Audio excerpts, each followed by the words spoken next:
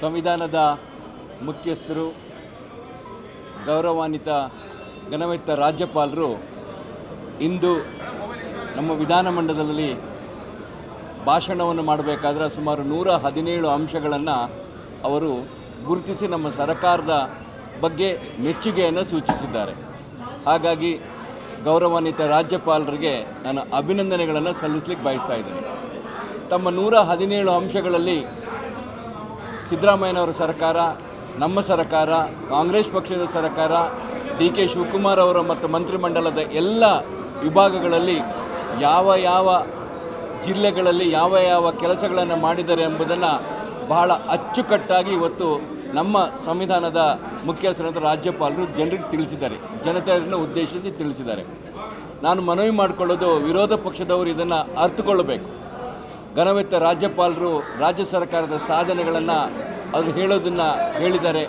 ಅದನ್ನು ಏನೋ ಒಂದು ಗಾದೆ ಇದ್ದಾಗೆ ಕಾಮಾಲೆ ರೋಗದವರಿಗೆ ಎಲ್ಲವೂ ಹಳದಿ ಕಾಣುತ್ತೆ ಎನ್ನಾಗಿ ವಿರೋಧ ಪಕ್ಷದವರಿಗೆ ವಿರೋಧ ಮಾಡಬೇಕು ಅನ್ನೋ ಉದ್ದೇಶದಿಂದಲೇ ಇವತ್ತು ಹಲವಾರು ಅಂಶಗಳನ್ನು ವಿರೋಧ ಮಾಡಲಿಕ್ಕೆ ಹೊರಟಿದ್ದಾರೆ. ನಾನು ಅವರಿಗೊಂದು ಹೇಳೋದಿಷ್ಟೇ, ಈಗ ಮೊನ್ನೆ ಇತ್ತೀಚೆಗೆ ಅಷ್ಟೇ ನಡೆದಂಥ ನಮ್ಮ ಕೈಗಾರಿಕೆ, ಅದರಲ್ಲೂ ಬಹಳ ಮುಖ್ಯವಾಗಿ ವಿಶ್ವ ಬಂಡವಾಳ ಹೂಡಿಕೆಯಲ್ಲಿ ಕರ್ನಾಟಕ ಇವತ್ತು ಇಡೀ ರಾಷ್ಟ್ರದಲ್ಲಿ 2ನೇ ಸ್ಥಾನದಲ್ಲಿ ಇದೆ ಅನ್ನೋದನ್ನು ಭಾಳ ಸಂತೋಷವಾಗಿ ಹೇಳಲಿಕ್ಕೆ ಬಯಸ್ತಾ ಇದ್ದೀವಿ.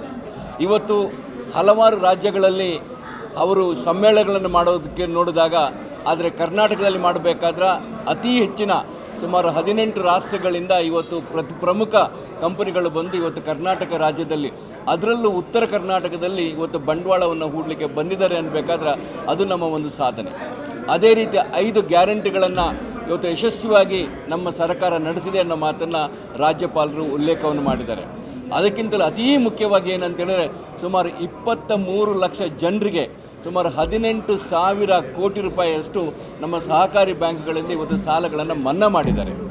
ಇವತ್ತು ಕರ್ನಾಟಕ ಅಂತೇಳಿದ್ರೆ ಮುಂಚೆ ಬೆಂಗಳೂರನ್ನು ಒಂದನ್ನು ನಾವು ಹೇಳ್ತಾ ಇದ್ದೀವಿ, ಆದರೆ ಈ ರೀತಿ ನಮ್ಮ ಸರ್ಕಾರ ಬಂದ ಮೇಲೆ ಅದು ಮಧ್ಯ ಕರ್ನಾಟಕ ಇರ್ಬೋದು, ಹೈದರಾಬಾದ್ ಕರ್ನಾಟಕ ಇರ್ಬೋದು, ಕರಾವಳಿ ಕರ್ನಾಟಕ ಇರ್ಬೋದು, ದಕ್ಷಿಣ ಕರ್ನಾಟಕ ಇರ್ಬೋದು, ಎಲ್ಲದಕ್ಕೂ ಸಮಪಾಲುಗಳನ್ನು ಕೊಡುವಂಥ ಒಂದು ಯೋಜನೆಯನ್ನು ಮಾಡಿ ಇವತ್ತು ಉದ್ಯೋಗವನ್ನು ಹುಡುಕಿಕೊಂಡವರು ಬೆಂಗಳೂರಿಗೆ ಬರೋದು ಅವಶ್ಯಕತೆ ಇಲ್ಲ. ಅವರವರ ಜಿಲ್ಲೆಗಳಲ್ಲಿ ಇವತ್ತು ಉದ್ಯೋಗವನ್ನು ಸೃಷ್ಟಿ ಮಾಡುವಂಥ ಅತ್ಯಂತ ದೊಡ್ಡ ಕಾರ್ಯಕ್ರಮವನ್ನು ನಮ್ಮ ಸರ್ಕಾರ ಹಾಕಿಕೊಂಡಿದೆ.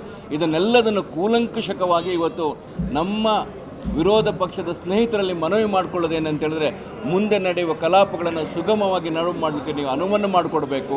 ಯಾವುದೇ ರೀತಿಯ ಚರ್ಚೆಗಳಿದ್ದರೆ ಅದನ್ನು ಉತ್ತಮ ರೀತಿಯಲ್ಲಿ ಚರ್ಚೆಗಳಲ್ಲಿ ಭಾಗವಹಿಸಬೇಕು, ಕಲಾಪಗಳನ್ನು ಸುಗಮವಾಗಿ ನಡೆಸಿಕೊಡಬೇಕು ಅಂತೇಳಿ ತಮ್ಮ ಮೂಲಕ ನಾನು ವಿರೋಧ ಪಕ್ಷದ ಎಲ್ಲರಿಗೂ ಮನವಿಯನ್ನು ಮಾಡಿಕೊಳ್ತಾ ಇದ್ದೀನಿ. ಸರ್, ಈಗ ಮೊಯ್ಲಿ ಅವರು ಸ್ಟೇಟ್ಮೆಂಟ್ ಮಾಡಿದ್ದಾರೆ, ಡಿ.ಕೆ. ಶಿವಕುಮಾರ್ CM ಆಗೋದನ್ನ ಯಾರಿಂದಲೂ ತಪ್ಪಿಸೋಕ್ಕಾಗಲ್ಲ ಅಂತ. ಈ ಹೇಳಿಕೆಯನ್ನು ನೀವು ಯಾವ ರೀತಿ ನೋಡ್ತೀರಾ ಸರ್?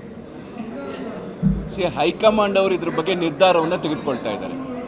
ಹೈಕಮಾಂಡ್ ಅವರು ಯಾವ ನಿರ್ಧಾರವನ್ನು ತೆಗೆದುಕೊಳ್ತಾರೆ ಆ ನಿರ್ಧಾರಕ್ಕೆ ನಾವೆಲ್ಲರೂ ಬದ್ಧವಾಗಿರ್ತೀವಿ. ನಾವು ನೀವು ಹೈಕಮಾಂಡ್ಗೆ ನೀವು ಸತೀಶ್ ಜಾರಕಿಹೊಳಿ ಇರ್ಬೋದು, ರಾಜಣ್ಣ ಇರ್ಬೋದು, ಅವ್ರ ಬಗ್ಗೆ ಒಂದು ರಿಪೋರ್ಟ್ ಕಳಿಸ್ತೀರಾ ಅಂದ್ರೆ ಇಂಥ ಸ್ಟೇಟ್ಮೆಂಟ್ ಮಾಡಿದ್ದಕ್ಕೆ ಇವಾಗ ಸೀನಿಯರ್ ಲೀಡರ್ ಅಲ್ಲ, ಮೊಯ್ಲಿ ಅವರು ಏನು ಹೇಳಿದ್ದಾರೆ ಅನ್ನೋದನ್ನೇ ನೀವು ಸ್ಪಷ್ಟವಾಗಿ ಹೇಳಿ ಅಂತೆ. ಅವ್ರು ಏನು ಹೇಳಿದ್ದಾರೆ ಅಂತ ಹೇಳಿದ್ರೆ, ಮಾತಾಡೋ ಭಾಷಣದಲ್ಲಿ ಈಗ ನಮ್ಮ ಡಿ.ಕೆ. ಶಿವಕುಮಾರ್ ಅವರು ಕಳೆದ ಸುಮಾರು 4 ದಶಕಗಳಿಂದ ರಾಜಕಾರಣದಲ್ಲಿ ಇದ್ದಂಥವರು.